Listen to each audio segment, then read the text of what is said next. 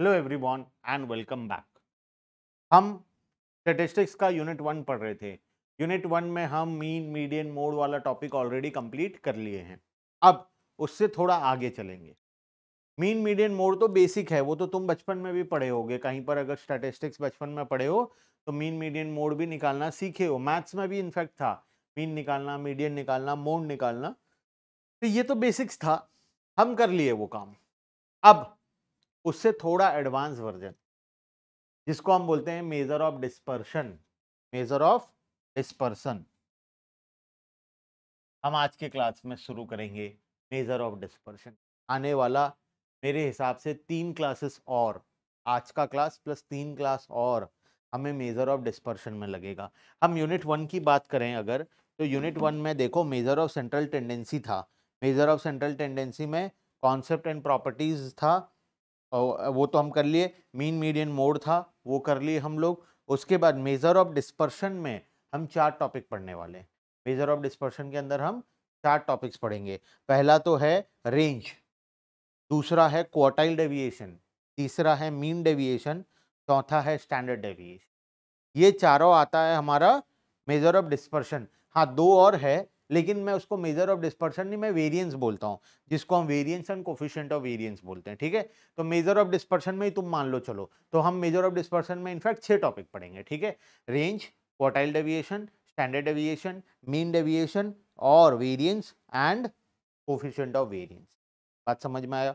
उसके बाद हम पढ़ेंगे मोमेंट्स, क्यूनेस, कर्टोसिस, फिर जाकर यूनिट 1 कंप्लीट होगा। बहुत बड़ा है यूनिट नंबर 1, बहुत बड़ा है यूनिट नंबर 1। ठीक है, सबसे बड़ा अगर मैं बात करूं यूनिट 1, 2, 3 एंड 4 में, तो सबसे बड़ा जो तुम्हारा है वो यूनिट नंबर 1 ही है। यूनिट नंबर 1 में सारा टॉपिक दे दिया, मीन दे दिया, मीडियन दे दिया, मोड दे दिया। डिस्पर्शन के अंदर 6 प्रकार का डिस्पर्शन दे दिया, range, quartile deviation, standard deviation, mean deviation, variance and coefficient of variance. फिर मोमेंट्स, क्यूनेस और कर्टोसिस, तीनों टॉपिक और भी दे दिया। तो कितना सारा टॉपिक है ना? तो सबसे बड़ा यूनिट नंबर 1 है और सबसे ज्यादा मार्क्स का क्वेश्चन भी यूनिट नंबर 1 से आता है। ठीक है, तो कोई घबराने वाली बात नहीं है, हम डिटेल में सब कुछ कवर करेंगे। आ जाओ, आज का टॉपिक है हमारा मेजर ऑफ डिस्पर्शन। ठीक है, अब ये डिस्पर्शन क्या होता है, what do you mean by dispersion? देखो, इसमें थियोरिटिकल टॉपिक्स तो बहुत सारे हैं, और बीकॉम एग्जाम्स में मैंने देखा है बहुत बार थ्योरी क्वेश्चंस बहुत ज़्यादा आता है, प्रैक्टिकल क्वेश्चंस थोड़ा कम आता है। तो थियोरिटिकल पोर्शन के लिए मैं थ्योरी को भी कवर कर रहा हूँ और मैं प्रैक्टिकल्स को भी कवर कर रहा हूँ। ठीक है, थ्योरी में जिम्मेदारी तुम्हारा भी है कि वो जो थ्योरी मैं पढ़ाता हूँ, वो थ्योरी को घर में अच्छे तरीके से तुम्हें उसको रीड करना है, और कुछ पॉइंट्स जहाँ पर पॉइंट्स वाइज है वहाँ पर पॉइंट्स को लर्न भी करना पड़ेगा, तभी तो एग्जाम में लिख पाओगे, वरना कैसे लिखोगे एग्जाम में? बात समझ रहे हो? और नोट्स चाहिए तो नोट्स तो मोबाइल एप्लीकेशन पर है ही, वहां से जाकर ले सकते हो। ठीक है, मेजर ऑफ डिस्पर्शन आ जाओ। डिस्पर्शन क्या होता है? बेसिक मीनिंग बताऊं डिस्पर्शन का? कितना डिस्पर्स्ड है। डिस्पर्स्ड है मतलब, एक छोटा सा एग्जांपल, 2, 5, 15, 500, 800, 5 लाख, ये डेटा बहुत ज्यादा डिस्पर्स्ड है। डिस्पर्स्ड मतलब शुरू होता है 2 से और खत्म होता है 5 लाख में। एज का बात करूं, हम लोगों का एज 0 से मैक्सिमम कितना, 110 साल। 110 साल से ज्यादा तो कोई होगा नहीं, 100 साल। इनफैक्ट आजकल तो 60 साल कोई झीले तो बहुत बड़ी बात है, लेकिन मैं मान लेता हूं कि अगर एज लूं तो मैं 110 साल। बताओ, क्या ये ज्यादा डिस्पर्स्ड है? नहीं, ये 0 से 110 तक है, इस बीच में कोई भी वैल्यू हो सकता है। क्या 110 से ज्यादा होने का चांसेस है? बहुत ही नेग्लिजिबल चांस है। 0 से नीचे तो हो ही नहीं सकता। तो ये कम डिस्पर्स्ड है और वो ज्यादा डिस्पर्स्ड है। बात समझ रहे हो?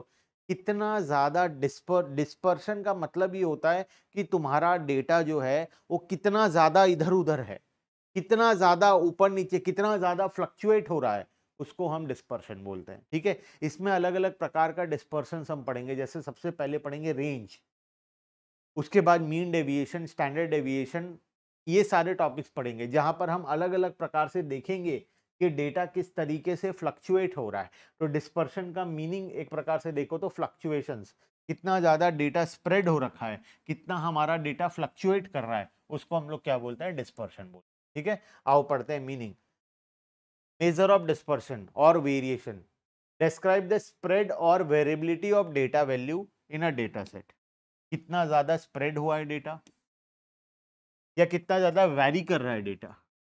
Showing how much data point deviate from the central value like mean और मीडियन, मीन और मीडियन से कितना ज्यादा डेविएट कर रहा है, उसको हम लोग क्या बोलते हैं, डेविएशन बोलते हैं, या डिस्पर्शन के अंदर में आता है। It refers to deviation of various item of a series from their central values, central value से कितना डिफर करता है, और the difference between any two extreme values of the series.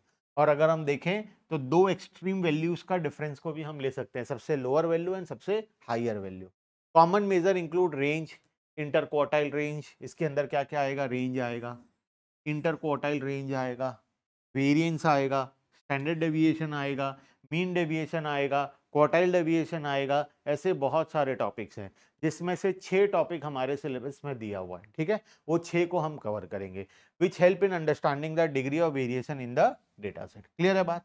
आते हैं मेरिट्स एंड डिमेरिट्स। कैरेक्टरिस्टिक्स पहले पढ़ते हैं, फिर merits and demerits. Characteristics of dispersion, dispersion का क्या फीचर होता है, क्या कैरेक्टरिस्टिक्स होता है। It consist of different method through which variation can be measured. अलग अलग मेथड्स होता है इसमें। हमारे सिलेबस में कितना मेथड है, 6 मेथड्स है, होता तो और भी ज्यादा है, ठीक है। It consist of different methods through which variation can be measured in quantitative manner, quantitative manner में हम वेरिएशन को मेजर कर सकते हैं। उसके बाद it deals with the statistical series, ये एक स्टैटिस्टिकल सीरीज से निकाला जाता है, ठीक है। उसके बाद इट इंडिकेट्स द डिग्री और एक्सटेंट टू विच, डिग्री और extent to which the various item of series deviate from its central value, central value से कितना डेविएट कर रहा है। जैसे मैं एक एग्जांपल दूं इसका, 2 3 4 5 6, what will be mean, sir mean equals to 4, ठीक है, निकाल लेना घर में, मीन कितना निकलेगा, 4 निकलेगा। अब मैं पूछा तुम्हें, mean is the central value, इसको हम क्या बोलते हैं, central value. Sir central value क्यों बोलते हैं, चैप्टर का नाम ही था मेजर ऑफ सेंट्रल टेंडेंसी, और मेजर ऑफ सेंट्रल टेंडेंसी में तुम 3 टॉपिक पढ़े थे, मीन मीडियन मोड। तो मीन मीडियन मोड तीनों को हम क्या बोलते हैं, सेंट्रल वैल्यूज बोलते हैं, ठीक है। तो mean is a central value, median is also a central value, mode is also a central value. तुम बताओ यहां से ये कितना डेविएट कर रहा है, सर 2 -2, यहां से ये कितना डेविएट कर रहा है, +2, यहां से ये कितना डेविएट कर रहा है, -1, यहां से ये कितना डेविएट कर रहा है, +1। बात समझ में आया। तो इस प्रकार से हम डेविएशन निकालेंगे, हमारा जो सेंट्रल वैल्यू है वहां से बाकी के जो वैल्यूज हैं वो कितना डेविएट कर रहे हैं, ठीक है। यही लिखा है पॉइंट नंबर 3 में। इट इंडिकेट्स द डिग्री और extent to which various item of a series deviate from its central value. It supplement the measure of central tendency, revealing the characteristics of frequency distribution. It speaks of the reliability and otherwise of the average value of the series. ठीक है, चलो आगे चलते हैं। Merits and demerits. Exam में question आया है और आ सकता है आगे भी। What are the merits of dispersion? What are the demerits of dispersion? ये बहुत बार एग्जाम में क्वेश्चन आया है और अभी भी आ सकता है, ठीक है। तो ध्यान रखना है क्या क्या है, आओ पढ़ते हैं। Merits. It indicates the dispersal characteristics of the statistical series. ये एक डिस्पर्सल कैरेक्टर को हमें शो करता है, कितना ज्यादा डिस्पर्स्ड है हमारा data. They speak of reliability and dependability of the average value of the series. हमारा जो एवरेज वैल्यू है वो कितना रिलायबल है और डेटा के ऊपर कितना डिपेंड है वो बताता है। सर हमें कुछ भी समझ में नहीं आ रहा, मुझे पता है तुम्हें कुछ भी समझ में नहीं। इनफैक्ट मैं तुम्हें बताऊं, अभी तुम्हें कुछ समझ में आएगा भी नहीं। मैरिट्स और डीमेरिट्स कब समझ में आता है, जब तुम्हें टॉपिक के बारे में पता हो, जब तुम्हें डिस्पर्शन के बारे में सब कुछ पता है, तब जाकर तुम उसका मैरिट्स और डीमेरिट्स समझ पाओगे ना। जब तुम्हें टॉपिक के बारे में ही कुछ नहीं पता है तो how you will understand the merits and demerits. बात समझ में आ रहा है। तो अभी मेरे साथ साथ एक बार पढ़ लो फटाफट से। अभी हम जब डिस्पर्शन पढ़ेंगे, हम जब उसका 6 types, range, quartile deviation, mean deviation, standard deviation, variance and coefficient of variation, ये 6 टॉपिक जो हमारे सिलेबस में, हम जब इसको पढ़ेंगे उसके बाद जाकर तुम्हें ऑटोमेटिकली सारे पॉइंट्स क्लियर हो जाएंगे, ठीक है। They enable the statistician for making a comparison between 2 और more statistical series with regard to character of data stability and consistency. Data कितना स्टेबल है और कितना कंसिस्टेंट है वो हम कंपैरिजन कर सकते हैं दो या दो से ज्यादा सीरीज का। They enable one in controlling the variability of phenomena under its preview. Sir एक काम करो, आप इसको अभी के लिए स्किप कर दो, इसको हम बाद में पढ़ेंगे, जब हम 6 टॉपिक पढ़ लेंगे हम बाद में पढ़ेंगे। अगर मैं स्टार्टिंग में स्किप कर देता ना, वीडियो के स्टार्टिंग में, तुम्हें लगता कि सर आप तो कुछ पढ़ाते नहीं हो, आप तो छोड़ देते हो टॉपिक्स को, सर टॉपिक छोड़ छोड़ के पढ़ाते हैं, कम टाइम में सर को खत्म करना होता है, इस वजह से जानबूझ के मैं तुम्हें 2-3 पॉइंट पढ़ाया ताकि तुम्हें समझ में आए कि हमें कुछ समझ में नहीं आ रहा और इसे पढ़ने का अभी कोई फायदा नहीं है, इसे हम बाद में पढ़ेंगे। तो मैं मेरिट्स और इसके साथ साथ जो डीमेरिट्स दिया हुआ है, डीमेरिट्स को भी मैं क्या कर रहा हूं अभी के लिए स्किप कर रहा हूं। क्यों स्किप कर रहा हूं? क्यों स्किप कर रहा हूं? क्योंकि मैं पढ़ाऊंगा अभी तो तुम्हें समझ में नहीं, इस वजह से मैं स्किप कर रहा हूं। आओ हमारा पहला टॉपिक, जो 6 टॉपिक्स है डिस्पर्शन के अंदर, range, quartile deviation, mean deviation, standard deviation, variance and standard and coefficient of variance, उसमें सबसे पहला टॉपिक रेंज को शुरू कर। ठीक है, अब यहां से देखो कैसे समझ रेंज। सबसे पहला टॉपिक रेंज। रेंज क्या होता है? What is your range? गाड़ी चलाते हो, स्कूटी, बाइक, कुछ भी, बताओ what is your speed range? Bike में तुम कितना स्पीड गाड़ी चला सकते हो? कंपटीशन नहीं लगाना है, लेकिन बताओ कितना स्पीड चला सकते हो? सर हम 0 से लेकर 150 का स्पीड तक चला सकते हैं। स्प्लेंडर में हम 0 से लेकर 150 का स्पीड चला सकते हैं। और कोई अच्छा बाइक मिल जाए सर तो 0 से लेकर हम 200 तक भी चला सकते हैं। हालांकि 80 से ऊपर चलाना नहीं चाहिए गाड़ी, ठीक है। 80 must be your maximum limit, 80 must be your max limit in case of 4 wheeler, and 2 wheeler के केस में 60 must be your max limit in case of 2 wheeler. बात समझ में आया? इससे ऊपर गाड़ी चलाना इज डेंजरियस, और इसमें भी चलाना है तो पूरा प्रिकॉशन लेकर चलाना है। जीवन एक ही बार मिला है, बार बार नहीं मिलेगा, ठीक है। तो 60 for 2 wheeler and 80 for 4 wheeler, ठीक है। अब देखो, मान लेते हैं स्प्लेंडर है तुम्हारे पास और तुम अभी गर्म खून है और तुम 0 से लेकर 150 का स्पीड में चला रहे हो। दिस इज योर रेंज, कि तुम 0 में भी चला सकते हो और चाहो तो 150 में भी चला सकते हो, लेकिन इससे ऊपर नहीं जा सकते या इससे नीचे नहीं आ सकते।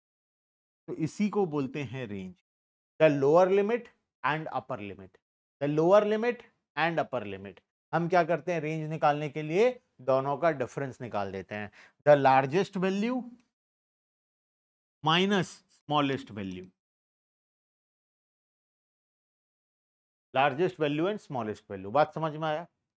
अभी तुम्हारा उम्र अप्रोक्स 18-19 साल 20 साल का है, और अगर मैं देखूं तो हाइट, तुम्हारा हाइट क्या हो सकता है सर?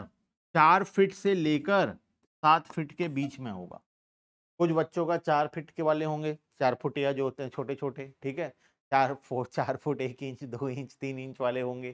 कोई 5 फुट होगा, कोई 5.5 फुट होगा, कोई 6 फुट होगा, कोई कोई 6.5 फुट का भी होगा, लेकिन शायद ही कोई 7 फुट से ऊपर होगा। तो मैं सेफ साइड में रहने के लिए 4 से लेकर 7 लेती। तो what is the range? Minimum value is 4 foot, maximum value is 7। अगर मैं तुम्हारे उम्र के बच्चे को लूं तो तुम्हारे उम्र में नॉर्मली मिनिमम वैल्यू 4 होता है, मैक्सिमम वैल्यू 7 होता है। बात समझ में आया? बात समझ में आया? तो मैं अगर रेंज निकालूं तो highest value minus lowest value, highest is 7, lowest is 4, तो 7 minus 4 equals to 3। This is my range. ये मेरा क्या बन गया? रेंज। आओ पढ़ते हैं range. Range is defined as the difference between the two extreme values of the series. Absolute range equals to largest value minus smallest value. Formula है R equals to L minus S. Coefficient of range निकालेंगे तो coefficient of range निकालने का simple सा formula है largest minus smallest divided by largest plus smallest. Largest minus smallest divided by largest plus smallest. Clear है बात? ठीक है, आओ आगे चलते हैं. It is to be noted that our range has nothing to do with frequencies of a series.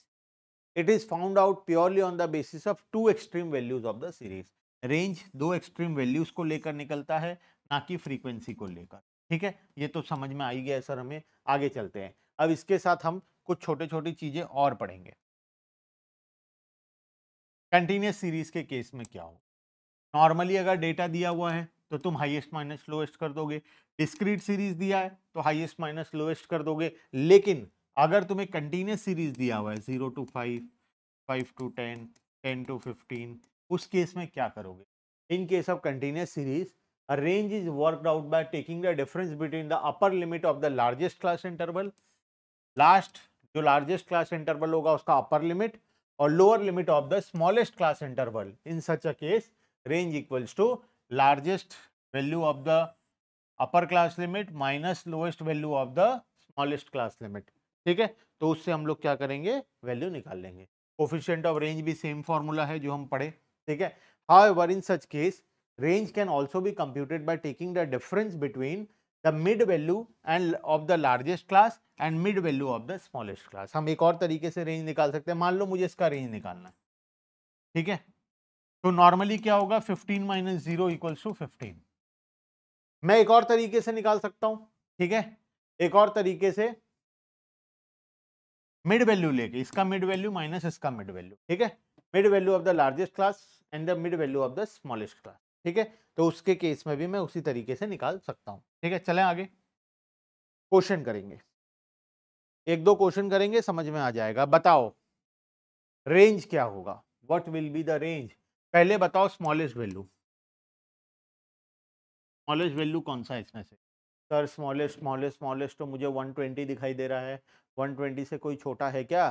120 से छोटा कोई नहीं है। Smallest value is 120।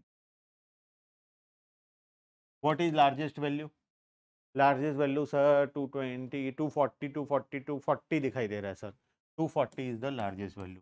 What will be range? 240 minus 120 equal. अच्छा, coefficient of range,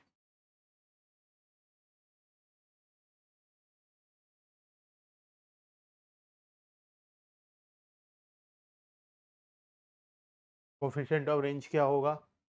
largest minus smallest divided by largest plus smallest. तो ये आ गया 240 minus 120 divided by 240 plus 120 divided by, ये आ गया 1/3। 1/3 इक्वल्स टू 0.33। आंसर आ गया 0.33। तो रेंज तो हमारा कितना मिला? रेंज मिला सर हमें 120 का, और कोफिशिएंट ऑफ रेंज मिला 0.33। क्लियर है बात? ठीक है, चलें आगे नेक्स्ट में।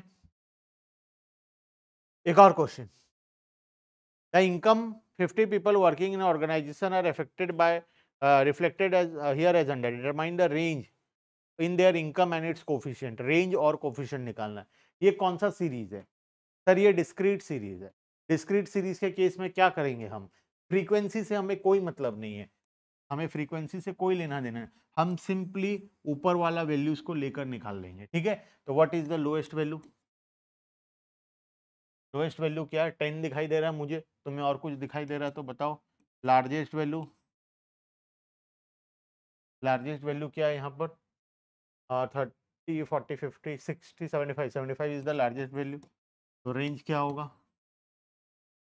लार्जेस्ट माइनस स्मॉलेस्ट, तो ये आ गया 75 minus 10 equals to 65। Coefficient of range क्या होगा? Largest minus smallest divided by largest plus small. तो 75 minus 10 divided by 75 plus 10 equals to 65 divided by 85। 65 divided by 85, 5 से काट लो, और 13 डिवाइडेड बाय कितना हो जाएगा ये? 17 आई थिंक, है ना? 17, 13/17। ठीक है, पॉइंट में निकाल लेना, जितना निकलेगा वो हमारा कोफिशिएंट हो जाएगा। क्लियर है बात? ठीक है, चलें आगे, ये क्वेश्चन भी हो गया। नेक्स्ट क्वेश्चन क्या करेंगे बताओ आप? अब की बार क्या दिया हुआ है हमें? सर अब की बार तो हमें कंटिन्यूस सीरीज दे दिया है। अब क्या करें हम? कंटिन्यूस सीरीज का तो हमें नहीं आता है, तुम्हें सब आता है, तुम्हें सब कुछ आता है, तुम जानबूझकर सॉल्व करना नहीं चाहते। तुम्हें क्या नहीं आता है बताओ मुझे? तुम्हें सब आता है। 50 to 100, ठीक है। 50 to क्या होगा? Largest value. देखो इसमें भी फ्रीक्वेंसी से हमें कोई लेना देना नहीं, ठीक है। तो लार्जेस्ट वैल्यू इज 450।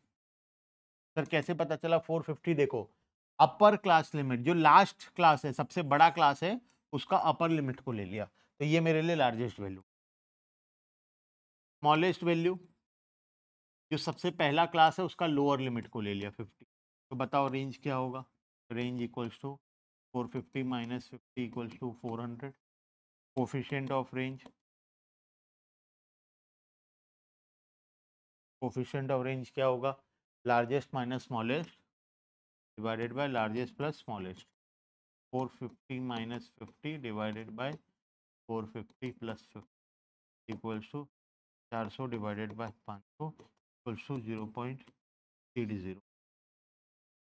0.80। क्लियर है बात? ठीक है, हो जाएगा काम यहाँ तक। तो तीनों वैरायटी का क्वेश्चन हम कर लिए, इंडिविजुअल सीरीज का, डिस्क्रीट सीरीज का एंड कंटिन्यूअस सीरीज का, ठीक है। चले आगे। अब आता है रेंज का मेरिट्स एंड डिमेरिट्स। इंडिविजुअली जो 6 टॉपिक पढ़ेंगे उनका सबका मेरिट डिमेरिट होगा। तो सबसे पहले अब हम बात करेंगे रेंज का मेरिट्स एंड डिमेरिट। ये तो समझ में आएगा ही ना, रेंज तो पढ़ लिए, अब रेंज तो इसका तो मेरिट डिमेरिट समझना ही पड़ेगा। आ जाओ, सबसे पहले merits. It is rigidly defined, it is simple to understand even by a man of ordinary prudence. देखो कितना आसानी से तुम भी समझ गए, बहुत इजी था। Largest value minus smallest value, बात खत्म। It is very easy to calculate, इसको कैलकुलेशन करना भी बहुत इजी था, as its formula rest only on two simple factor, largest value and smallest value. It takes the least possible time to be calculated, सबसे कम time लगता है इसको कैलकुलेट करने के लिए। और its calculation is not affected even if some item in the middle part of the series are missing। अगर बीच का कोई वैल्यू मिसिंग भी होगा तब भी हमें कोई फर्क नहीं। सोचो इस क्वेश्चन में अगर ये वैल्यू नहीं दिया होता तो क्या हमें कुछ फर्क पड़ता? नहीं पड़ता। मान लो ये भी नहीं दिया होता, ये भी नहीं दिया होता, कुछ फर्क पड़ता? नहीं पड़ता। हमें तो लोएस्ट वैल्यू और हाईएस्ट से मतलब है, बीच के वैल्यू से कोई मतलब नहीं है। बात समझ में आया? तो अगर बीच का कोई मिसिंग आइटम है तब भी हम रेंज तो कैलकुलेट कर ही सकते हैं। डिमेरिट में आते हैं। It does not take into consideration all the item of the series. ये सभी आइटम को नहीं लेता है, ये सबसे बड़ा डिमेरिट है। सभी को नहीं लेता है तो मिडिल वैल्यू, किसको नहीं लेता है? मिडिल वैल्यू को नहीं लेता है, as it is calculate on the basis of only two extreme values of the series. In case of open end series, सबसे बड़ा प्रॉब्लम ओपन एंड में है। ओपन एंड का तो सबसे लोअर और सबसे हायर वाला ही नहीं रहता है, तो रेंज निकालना तो बहुत मुश्किल हो जाएगा। Range can not be calculated unless the lower limit of the lowest class and upper limit of the highest class are determined by estimation. जब तक ओपन एंड में हम लोअर लिमिट और अपर लिमिट को ना निकाल लें तब तक हम इसको नहीं कर सकते। It does not take into account the frequencies of the distribution. हम फ्रीक्वेंसी को पूरा इग्नोर कर देते हैं, हम सारे क्वेश्चन में इग्नोर किए ही थे। It is not capable of further algebraic treatment. Range का और आगे कोई काम नहीं है। रेंज निकाल दिए, पता चल गया, खुश हो जाओ, इसको हम फर्दर स्टडीज में यूज नहीं कर सकते। It is greatly affected by fluctuations in sampling. अगर सैम्पलिंग में कोई गड़बड़ी है, सैम्पलिंग में कोई फ्लक्चुएशन हुआ है तो रेंज भी हमारा बार बार बदलता रहेगा। क्लियर है बात? ठीक है, आ जाओ आखिरी में एक छोटा सा topic, field where range is applicable. कहां पर रेंज को यूज किया जाता है? सबसे पहला रेंज को यूज करते हैं क्वालिटी कंट्रोल में। ये बहुत इंपॉर्टेंट एग्जाम में क्वेश्चन आया है, बोल के दिया, अदरवाइज मैं नहीं देता इसको। It is a matter of quality control. जहां पर क्वालिटी कंट्रोल का बात आ जाए, जहां पर तुम चेक कर रहे हो कि तुम्हारा प्रोडक्ट जो निकल रहा है वो उसका क्या क्वालिटी है, वहां पर रेंज सबसे इंपॉर्टेंट चीज है। ठीक है, in the quality control, quality of the product is very much essential for a range of output in the industry. Determination of range of a chart is usually prepared by Department of Quality Control। Normally quality control वाले range को use करते हैं। और कौन use करता है? In the matter of weather forecast. Weather forecast में बताया जाता है एक्सट्रीम बुरा वेदर क्या हो सकता है, और सबसे अच्छा क्या, बारिश मैक्सिमम कितना हो सकता है, कितना बारिश हो सकता है, हीट वेव मैक्सिमम कितना हो सकता है, मिनिमम कितना हो सकता है, किस रेंज पर रहेगा, 24 डिग्री सेल्सियस से लेकर 48 डिग्री सेल्सियस तक रहेगा, बताया जाता है ना वेदर फोरकास्ट में। तो वेदर फोरकास्ट वाले रेंज को यूज करते हैं। और कौन यूज करता है? In the matter of fluctuating price. जब मार्केट में गुड्स एंड सर्विसेज का प्राइस चेंज होता रहता है, तो जब हम उसका एनालिसिस करते हैं तो हम देखते हैं कि इस मंथ में लोएस्ट प्राइस कितना था और हाईएस्ट प्राइस कितना था। मान लो मैं स्टडी कर रहा हूँ प्रोडक्ट का प्राइस, किसका स्टडी करूंगा, मान लो मैं एप्पल का प्राइस स्टडी कर रहा हूँ, खाने वाला एप्पल, हाँ खाने वाला, ठीक है। तो एप्पल का प्राइस स्टडी कर रहा हूँ, खाने वाला एप्पल, मिनिमम 200 रुपए और मैक्सिमम बढ़कर कितना तक गया, 300 तक। तो इस मंथ में एप्पल का प्राइस 200 रुपए से 300 रुपए के बीच में था, मिनिमम 200 था, मैक्सिमम 300, ठीक है। और it is in a matter of day to day use, हम डे टू डे यूज में भी रेंज को यूज करते हैं। Range is so popular to measure a dispersion that it is used by layman in his day-to-day life in the relation to use usual consumption and production, etc. This matter relating to one's monthly expenditure on petrol, लोग घर में use करते हैं कि minimum कितना खर्चा होना चाहिए, मैक्सिमम कितना होना चाहिए, हर एक चीज का हम एक मिनिमम लेवल और मैक्सिमम लेवल बनाते हैं ना, तो हम डे टू डे लाइफ में भी रेंज को यूज करते हैं। तो नॉर्मली 4 जगह में रेंज को यूज किया जाता है। ये तुम्हारे नॉलेज के लिए था, एग्जाम में पहले एक बार क्वेश्चन आया हुआ है, इस वजह से हम पढ़ लिए, ठीक है। तो क्लियर है बात, तो ये रेंज का टॉपिक हमारा यहाँ पर कंप्लीट। हम मेजर ऑफ डिस्पर्शन शुरू किए, इसके अंदर हमें 6 टॉपिक पढ़ना है, जिसमें से सबसे पहला टॉपिक रेंज हमारा कंप्लीट। नेक्स्ट क्लास में हम सेकेंड टॉपिक को शुरू करेंगे और आगे कंटिन्यू करेंगे, ठीक है। Bye bye everyone and thank you.